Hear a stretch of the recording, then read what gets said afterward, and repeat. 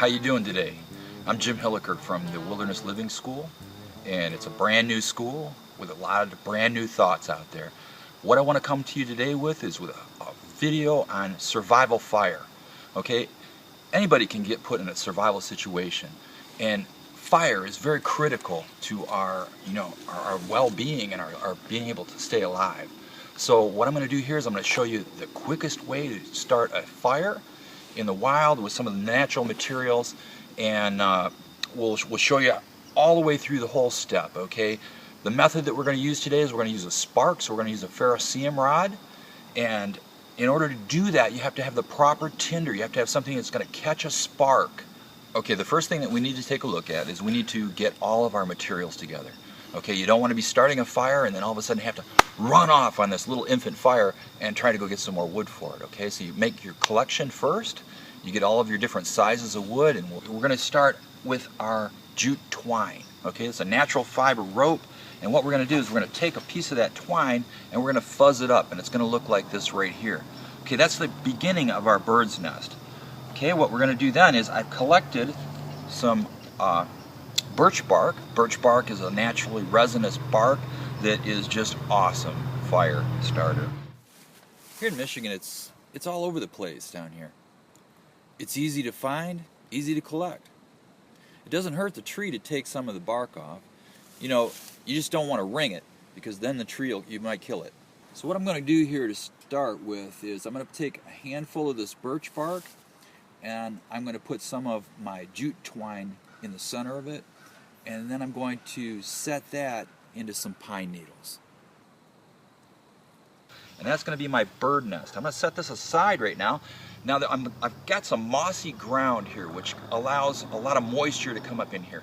Now in a survival situation, it might be raining, it might be anything, and you definitely do not want moisture to get into any of your tinder, any of your wood. So what I'm going to do is I'm going to take a little bit of these small twigs here, and I'm going to lay them out. I'm going to make a platform here with them, and that's what I'm going to build my fire on.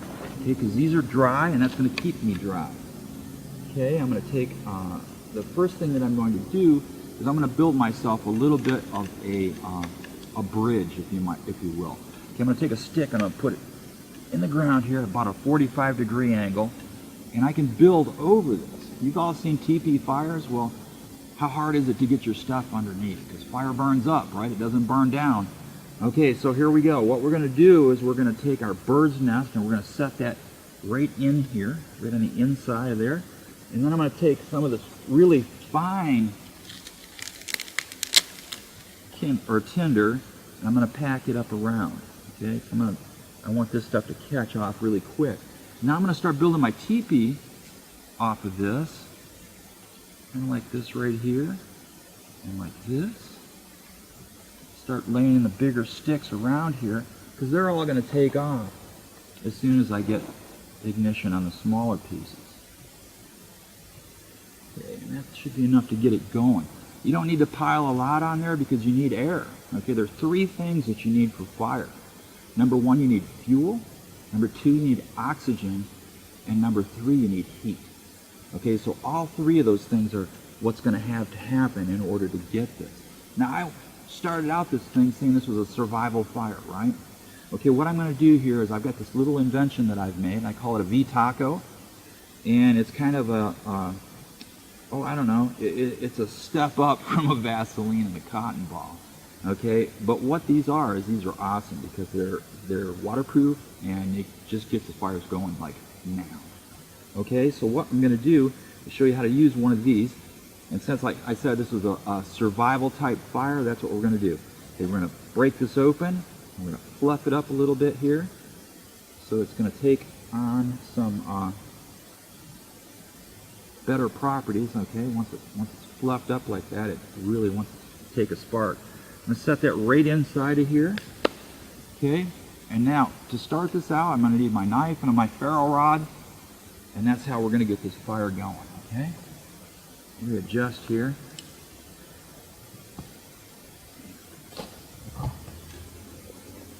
There we go. We have ignition. Like I said, with the V-tacos, it doesn't take too long at all.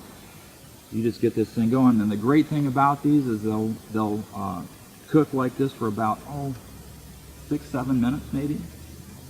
But as you can see, this is already starting in. Because I've laid a proper foundation here, our fire is going to take off very easily. Okay, I have no question about whether we're going to have a fire. I'm going to move some of this stuff out of the way. I don't need it.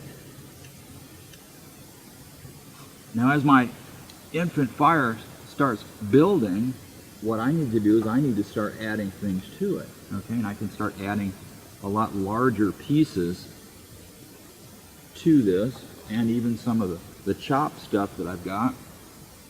I split. Now split wood is a lot better than solid stuff because it has more edges on it and more dry wood that's in there. So here we go. There you have our survival fire.